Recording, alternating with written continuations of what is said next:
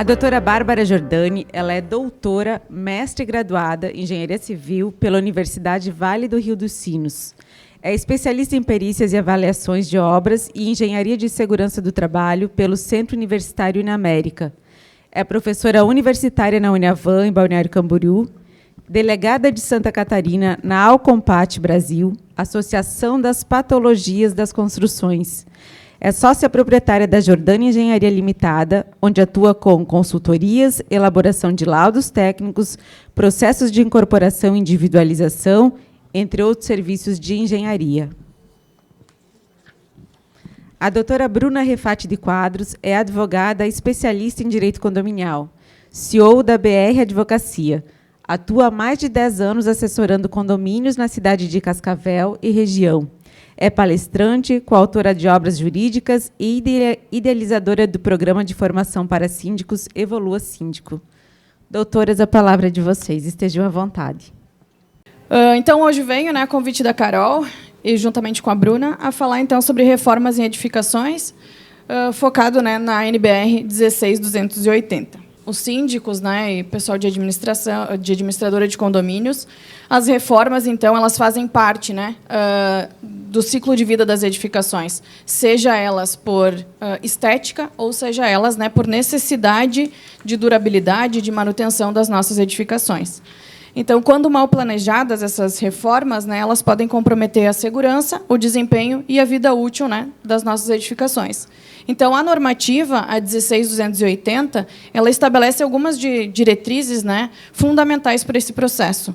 Então, ela define as responsabilidades, ela fala sobre a elaboração e aprovação de um plano de reforma e de rastreabilidade e segurança jurídica nesse processo das reformas. Quando a gente fala de reforma ou de uma intervenção nas edificações, temos uma gama enorme de normativas que envolve esse processo. Inclusive, os colegas do painel anteriores já falaram várias NBRs que complementam a parte de elevadores, de instalação de gás, instalação elétrica e assim por diante. Então, dentro dessa parte de obra finalizada, a gente tem uma gama de NBRs que fazem parte desse grupo. A 14037, que é de manual, de uso e operação, a 16280, a própria normativa de reforma, a de manutenção, 5674, a de desempenho, 15575, a de inspeção, 16747, e agora, a última normativa que veio para nos auxiliar, que é a 17170, que é a norma de garantia.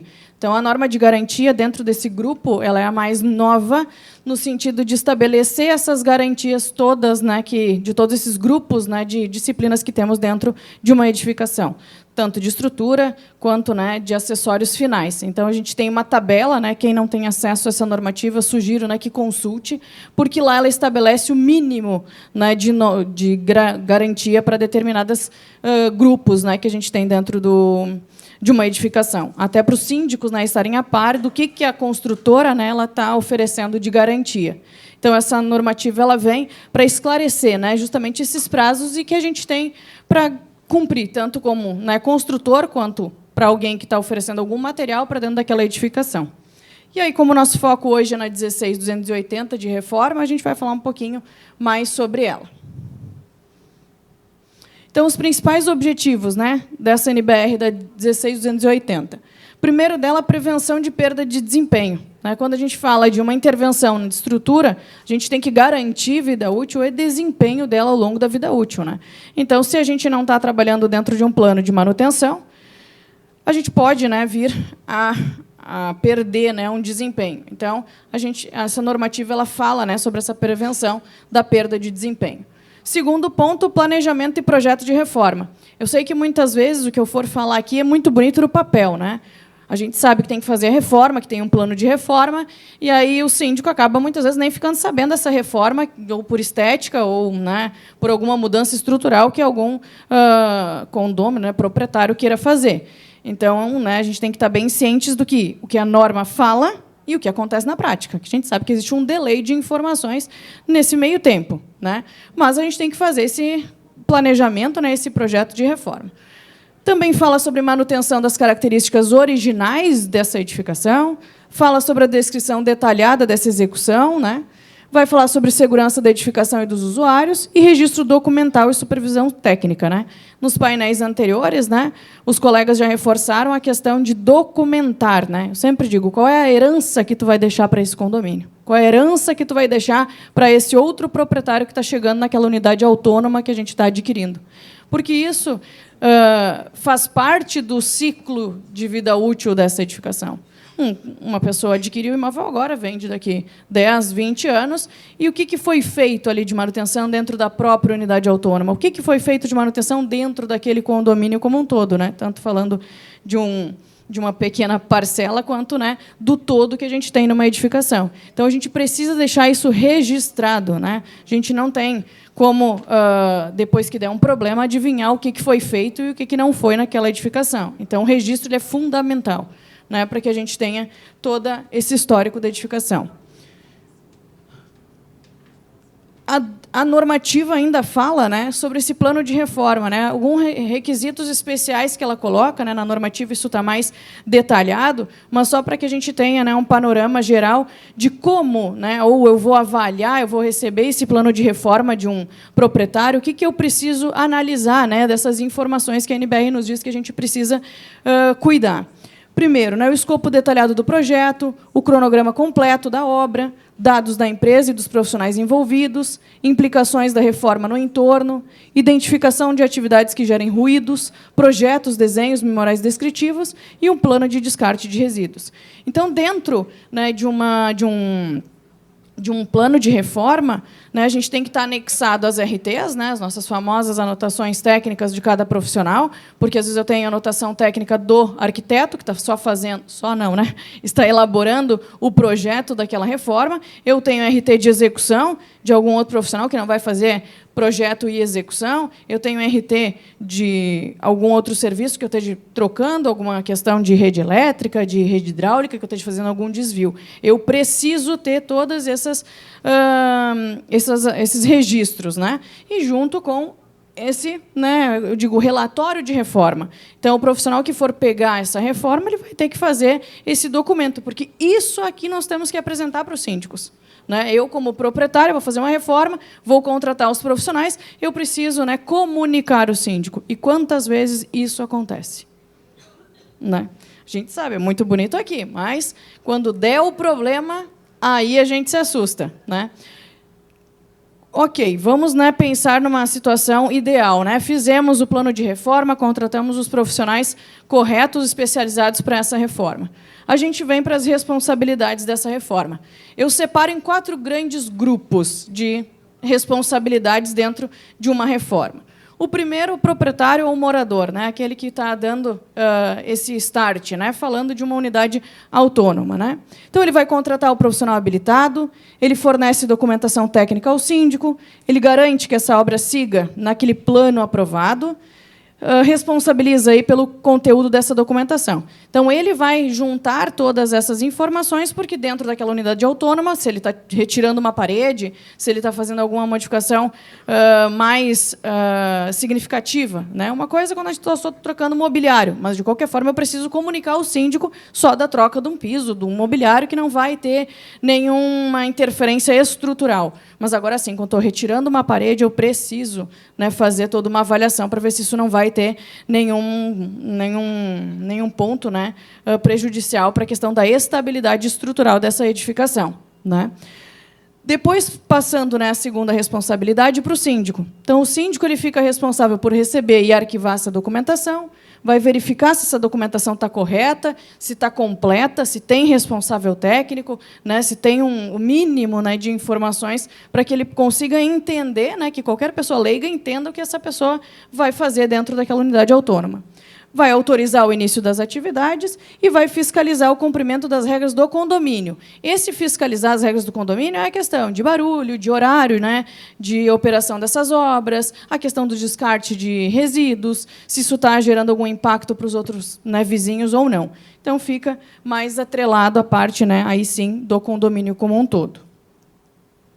Depois, a gente passa a responsabilidade para o profissional habilitado, que vai fazer, né, essa execução, vai elaborar esse plano de reforma, ou vai pegar esse plano de reforma do arquiteto que já fez esse plano, vai emitir a sua RT, vai supervisionar tecnicamente a execução, vai garantir conformidade com as normas técnicas. E, depois, por último, a gente tem também a responsabilidade de quem está prestando esse serviço de construção, né? A gente tem lá a pessoa que vai executar essa obra, tem que estar executada de acordo com esse plano, de acordo com os projetos, com os memoriais, vai fornecer termo de garantia, conforme a ANBR de garantia, 17170, porque se eu estou mexendo, estou fazendo a troca de um piso, eu posso estar, por exemplo, numa área molhada, que eu vou retirar esse piso e vou colocar um outro. Eu posso estar agredindo a impermeabilização desse banheiro e depois eu posso causar uma infiltração na unidade de baixo. Então, ele tem que garantir que, se ele retirou o piso, ele vai refazer a impermeabilização, ele vai colocar um novo piso e vai garantir que nada aconteça pós, né, essa intervenção ali. Então, é bem importante o termo de garantia. Vai fornecer instruções para atualização do manual do proprietário e vai seguir normas de segurança durante a execução. Então, rapidamente, né, passando de responsabilidades dentro desses 4 grupos, né, o que eu venho observando, né, dessas questões de responsabilidade? Quando a gente fala de morador, o morador ele confia no pedreiro de confiança dele. E aí ele chama o pedreiro de confiança, o pedreiro ele faz tudo, ele não elabora um plano de reforma formal, ele elabora um plano de reforma na cabeça dele. Então, ele não é um profissional habilitado para isso. Ele pode estar no grupo do prestador de serviço, mas não no grupo em que vai fazer o plano de reforma, que vai apresentar para o síndico e vai estar envolvido naquele processo de detalhar essas etapas, né, do que vai acontecer ali. Outro ponto, né, dos síndicos. A maior parte dos síndicos não são avisados sobre reforma. Quando são avisados, já fizeram tudo, já está pronto. A gente nem pode mais dizer nada, porque já fizeram, né, principalmente questões que a gente precisa cumprir, né, alguma especificação do próprio condomínio, né, uma sacada que eu preciso manter uma coloração de vidro, que eu preciso manter portas internas de um padrão. Às vezes, eles nem conversam com o síndico. Não, mas eu quero essa porta assim, eu vou trocar, é porta de entrada. Mas não é bem assim. A gente tem que ter uma autorização, uma conversa para saber se isso cabe ou não cabe ali. Então, a gente precisa ter essa fonte, né, de informação. E aí, quando a gente cai no grupo dos profissionais habilitados, como o colega comentou antes, né, que existem empresas de gás e empresas de gás, nós também temos, né, profissionais habilitados e profissionais habilitados. Então, simplesmente, eu tenho colegas que vendem RT. Ah, preciso de uma RT de reforma ali, porque o meu pedreiro de confiança vai fazer uma intervenção. Eu faço aqui 100 pila e vende. Só que, quando dá o problema, cadê essa pessoa? Ninguém sabe, porque daí a pessoa desaparece, a pessoa não dá o suporte necessário que precisa para saber o que dito, né, o que foi feito lá dentro dessa unidade. A pessoa cai fora, né? Então, isso é bem importante, olhar, né, fiscalizar quem é esse profissional. Vai lá no site do CREA, olha se ele está com o registro ativo. Né? Hoje em dia, a gente tem 500 artimanhas aí, que até falsificação de RT a gente está tendo, que é só trocar o nome lá em cima. Faz aí, pega uma boa inteligência artificial, ela faz uma RT. E a gente, teoricamente, acredita que aquela pessoa que está ali num condomínio vendendo o seu serviço, ela é um profissional especializado. Então, vai no site do conselho e verifica se esse profissional realmente está habilitado ali. Né? Então, isso também é bem importante. E, só para a gente finalizar essa parte de responsabilidades, a questão, e reforço, NBR 17170. É uma tabela, gente, padronizada. Então, vai lá e vê se aquele fornecedor está te oferecendo a impermeabilização dentro do termo de garantia que a norma especifica. Porque, se ele vai ofertar uma garantia em que a norma ele não está de acordo com o que a normativa fala, está errado. Ele já está trabalhando, né, de forma ilegal. Ele precisa estar atendendo, né, os requisitos que a norma nos diz para a gente trabalhar. Né? Então, é bem importante isso. Só mais um detalhe quando a gente fala em retirar alguma parede, né, quando a gente vai mexer na parte estrutural da edificação. Não é o caso aqui de Balneário, porque aqui a gente não tem edificações tanto na alvenaria estrutural. Mas, quando a gente pega um edifício que ele é formulado, né, ele é planejado, ele é executado no sistema de alvenaria estrutural, onde todas as paredes fazem parte portante daquela edificação, ou seja, todas as paredes recebem carregamento daquela edificação, a gente não pode sair tirando qualquer parede, porque eu posso estar prejudicando, né, esse caminho da carga até o solo. Então, eu posso prejudicar a estabilidade estrutural dessa edificação. Né? A minha empresa ela tem sede lá no Rio Grande do Sul, Eu estou morando aqui há 2 anos, então a maior parte, né, da minha vivência de obra é lá. E no sistema Minha Casa Minha Vida. E lá nós entregamos, né, edificações com 16 andares, né, todo na alvenaria estrutural, onde a gente entrega com uma placa, gente, olha, do tamanho desse banner, escrito: não pode retirar nenhuma parede. E o que as pessoas fazem? Retiram as paredes. Então, às vezes a gente tem que até ir para uns casos extremos, né, onde a gente já chamou a Defesa Civil, fez todo um alarde. Claro que era um teatro, mas se a gente não faz aquilo, as pessoas vão tirando. Porque eu sempre digo, o problema não é a gente tirar uma parede, é a gente tirar todas da mesma aprumada, e a gente tem uma tendência a tirar sempre a mesma. Então, isso vai prejudicar a estabilidade estrutural. E aí é só uma reforminha. Daí depois acontece um colapso estrutural. Mas era só uma estética que eu queria ampliar a sala, eu queria, né, tirar um quarto e ampliar um pouquinho mais. Então, muito cuidado no sistema construtivo da edificação que vocês estão atuando quando síndico, como, né, administradores de condomínio. A gente precisa conhecer pelo menos esse mínimo, né, o que é um edifício de concreto armado e o que é um edifício de alvenaria estrutural, porque aí a gente tem uma grande diferença no comportamento estrutural dessa edificação.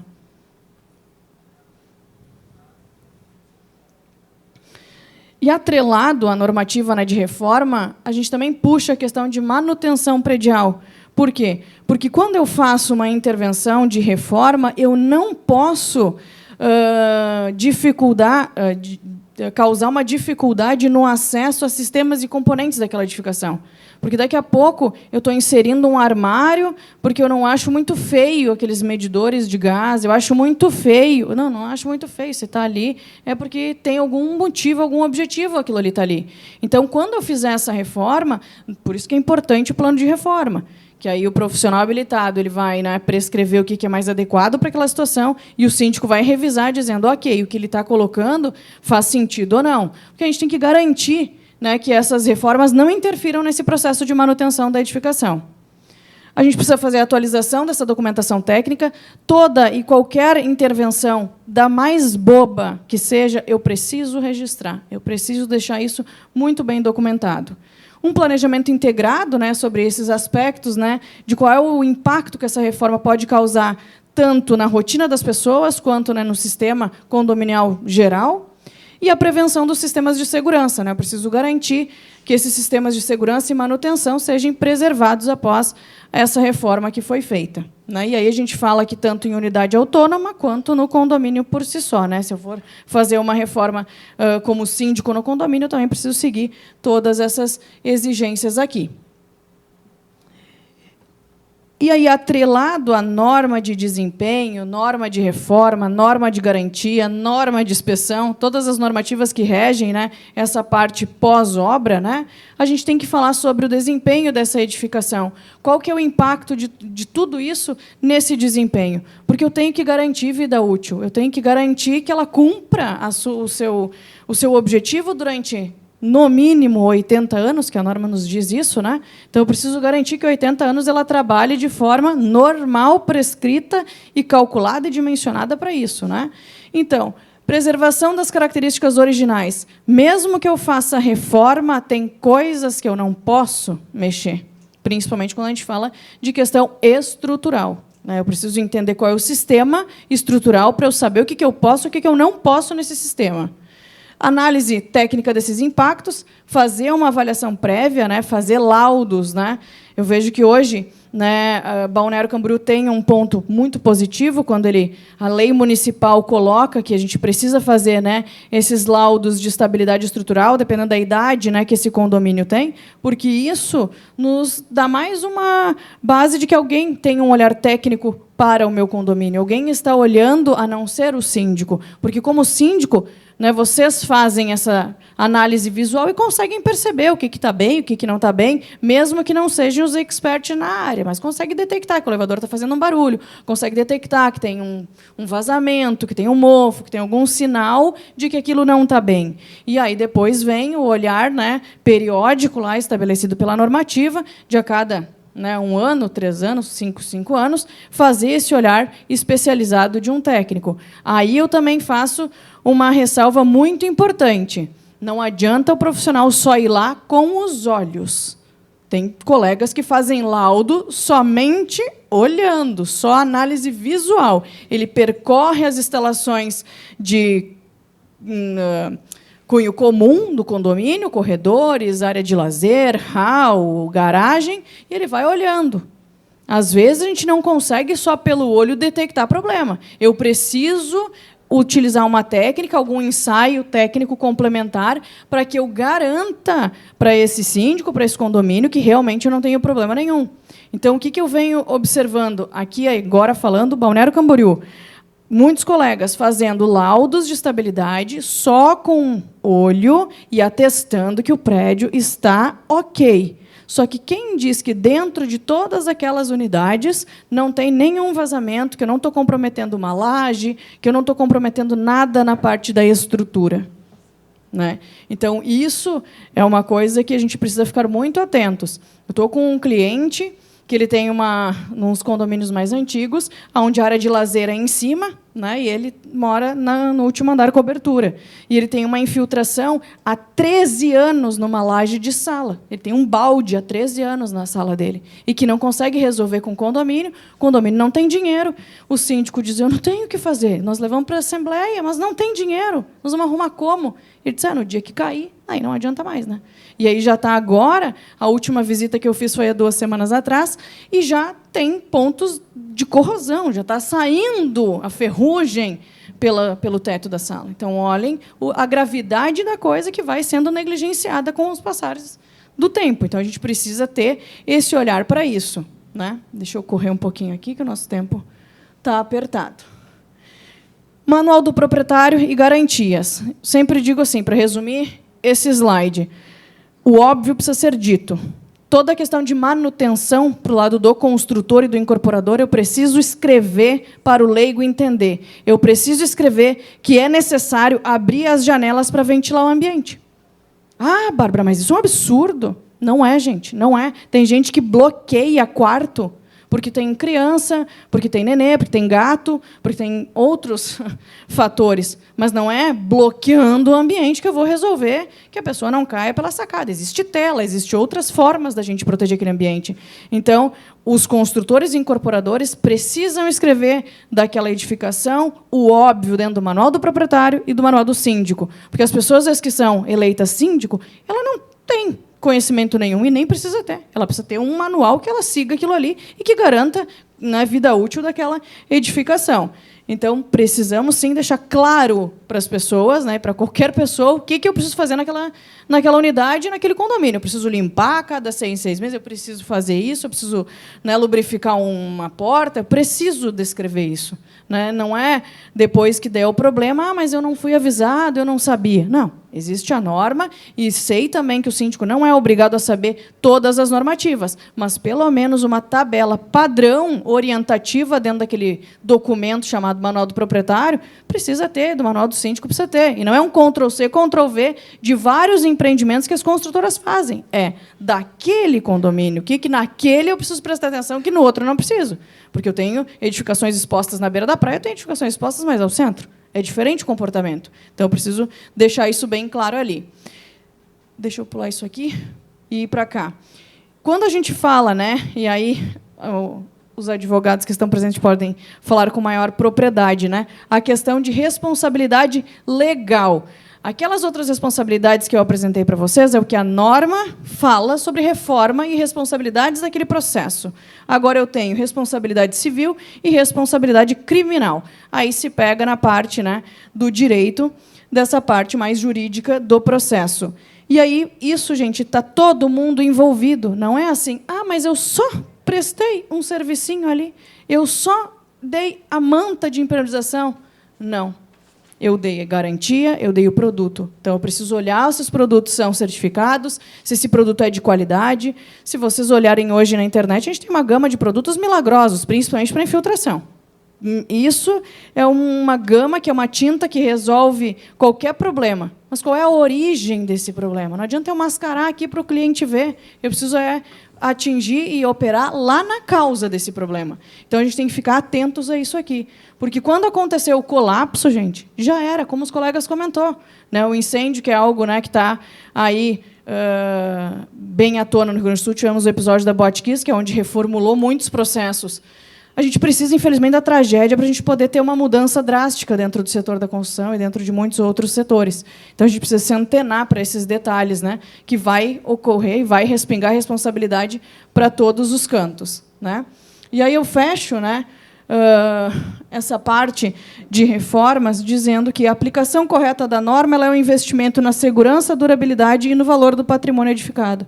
Então, sim, precisamos, né, dar valor para as normativas, precisamos, sim, trabalhar com profissionais qualificados para garantir que as nossas edificações trabalhem e operem de forma correta e, principalmente, segura. Né? Existem pessoas que residem naquele local. Deixo aqui os meus contatos, depois eu disponibilizo a minha apresentação também para a Carol, para disponibilizar para vocês, e fico à disposição para a gente conversar. Doutora Bruna, por favor. Rapidinho pode. Obrigada, Cris. Bom dia, meu nome é Cristina, da administradora Krieger. Me chamou a atenção no início da tua palestra que tu falou mais da parte estrutural. Então, assim, eu quero saber que tipo de reforma nós temos que seguir todas aquelas responsabilidades ali da 16.280, porque reforma é uma coisa muito ampla. Tirar um piso eu tenho que pedir? Qualquer tipo de intervenção na estrutura, qualquer. A norma ela é generalista, é reforma. Porque, assim, do jeito que está lá, vai trocar uma torneira, eu tenho que exigir isso. Porque tu vai fechar o teu registro central de água para fazer a troca de uma torneira. Acho que coloca o currículo. Aí é uma coisa que, na prática, é complicada, porque tu vai exigir uma RT de uma troca de torneira, para o síndico fica... Na prática, hoje eu condomínio, quando eu era síndica, ele era, inclusive, conselheiro do meu trabalho. E aí ele foi fazer uma substituição do forro do banheiro, porque ele estava sendo muito incomodado, não tinha condição de repousar, descansar, porque o morador de cima estava usando patinete, estava usando isso, tocando violão, tocando não sei o quê, principalmente nos horários de trabalho, na época da pandemia. E ele fez sem me avisar. Resultado, furou o cano de água, alagou o apartamento dele, alagou o apartamento do vizinho, teve prejuízo, entrou água no elevador. Olha o transtorno que aconteceu só para trocar um forro. Então, é muito sério. E, pegando o gancho nisso, venho falar, então, para vocês da questão prática. Né? Como jurídico de condomínios, há mais de 10 anos passando por situações como essa, é importante trazer para o síndico uma metodologia que ele possa utilizar no seu condomínio para evitar situações como a que a colega nos trouxe da questão do telhado. Então, o que eu faço? Né? Como a Bárbara trouxe, o que fazer, eu vou trazer para vocês como fazer, tanto no antes, no durante e no depois. Dentro de condomínios, nós sabemos que nós tratamos com pessoas. E tratando com pessoas, eu digo que há 10 anos eu passei a morar em condomínio e eu não conhecia a NBR 16280, nem norma regulamentar. Né? Eu fui conhecer trabalhando com condomínios durante os anos. E aí pergunta você, síndico, você que está aqui nos assistindo, você conhecia as normas antes de vir para uma palestra, antes de ter contato com engenheiros? Quiçá o teu condômino. Eles não fazem ideia. Né? Eles sabem que eles não podem derrubar a parede, enfim, mas aí tem ali um engenheiro ou o arquiteto assessorando, eles acham que estão seguros. Como que eu faço, então, para trazer essa clareza? Primeiro passo, você vai chegar lá no teu condomínio e você vai chamar uma assembleia e você vai apresentar a norma dentro da pauta como, né, a deliberação sobre a recorrência de reformas e o que fazer para o condômino. E você vai explicar nessa assembleia o que deve ser feito, né? Não sou eu que estou exigindo, eu tenho uma responsabilidade civil e criminal e eu estou trazendo aqui para os condôminos como que vocês devem proceder em obras dentro das suas unidades. Por quê? Porque existem riscos que nós não conseguimos ver. Se vocês conseguirem, né, eu não sei aqui em Balneário, acredito que vocês têm condomínios de alto valor, né, médio e alto padrão. Na minha cidade, nós trabalhamos bastante com condomínios baixo padrão. E condomínios de baixo padrão, às vezes, não têm condições de ter um engenheiro e um jurídico contratado. Mas, especificamente nessa assembleia, contratem um engenheiro para acompanhar, para falar o porquê e como deve se proceder. E aí vocês vão criar um manual de obras. Se a construtora ela não trouxe isso para o condomínio, vocês vão criar no condomínio de vocês o manual de obras. Como que você tem que fazer a reforma, o que você tem que trazer, como que você vai apresentar. Tudo isso antes. Beleza, criei, todo mundo está cientificado, os condôminos conhecem. Ah, mas olha, eu tenho 10% do meu condomínio que vai em assembleia. Ótimo. Então, você vai, assim como pega a convenção, você vai pegar, imprimir ou mandar pelo e-mail, junto com o boleto do condomínio, o manual e a ata. E explicar que, a partir desse momento, todos têm ciência do que devem fazer para a reforma. Isso faz com que tire um pouco do peso das tuas costas e que você saiba que você está empoderado, para que, se algum, né, espertinho, quiser fazer alguma M na hora da reforma, você vai puxar aquilo que você fez. Passamos para o durante. O que eu faço? A pessoa começou a obra, não me passou nada, não tenho ciência. Primeiro, vou chamar um conselheiro. Se eu sou síndico profissional, né, eu tenho que ter sempre alguém comigo para ter a testemunha para ir até a reforma. Senão, vou chamar um conselheiro comigo e vou até lá. E vou, então, de forma verbal, expor que aquela reforma pende de documentações. Senão, eu vou fazer uma notificação expressa.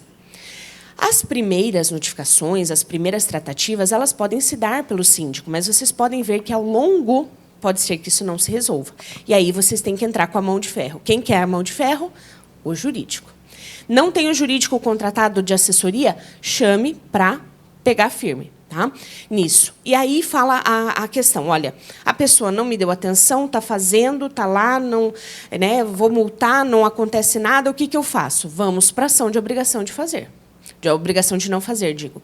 Vamos entrar com uma ação através de um jurídico. Né? Não, eu preciso tentar de outras formas, o condomínio não tem dinheiro para bancar uma ação, então chame a Defesa Civil, como disse a nossa engenheira Bárbara, né? Chame os bombeiros, faça o estardalhaço lá. Na minha cidade tem uma equipe de reportagem que se chama CGN. A gente fala, chama a CGN. Né? Já faz Não é bom para o condomínio, claro que isso, né, passe na mídia, mas a gente sempre dá isso. Olha, se não melhorar, a gente vai precisar chamar, né, até a imprensa, se for o caso. Né? Então, precisa ter atenção.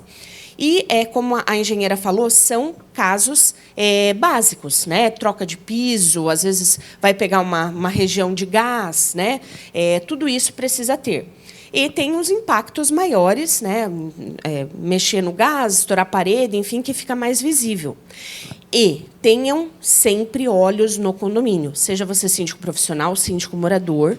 Se você tem mais de uma torre ou mais andares em que você não consegue acompanhar, crie também o hábito de conversar com as pessoas para que as pessoas te informem.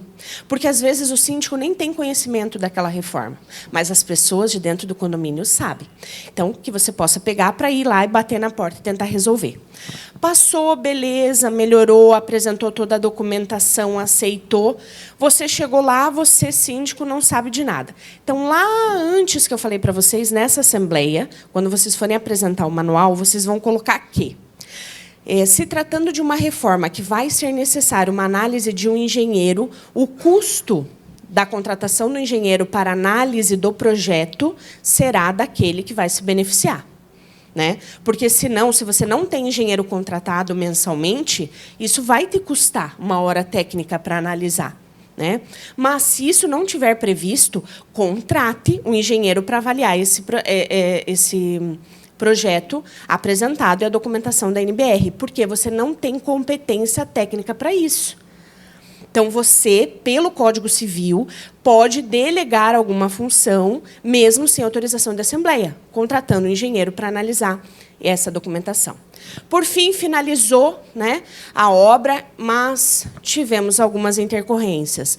Piso sujo, ocasionou infiltração em outras unidades, enfim, você vai utilizar, né, do papel para notificar e cientificar e tentar, talvez, através de uma mediação, recompor os custos que aquele morador deixou, né?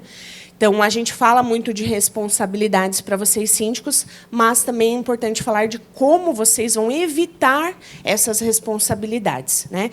E, claro, documentem todos esses passos para que, se acontecer alguma desgraça, vocês não sejam imputados em omissão, né? Que vocês realmente fizeram a parte de vocês. Tá ok, pessoal? Muito obrigada pela atenção. Agradeço.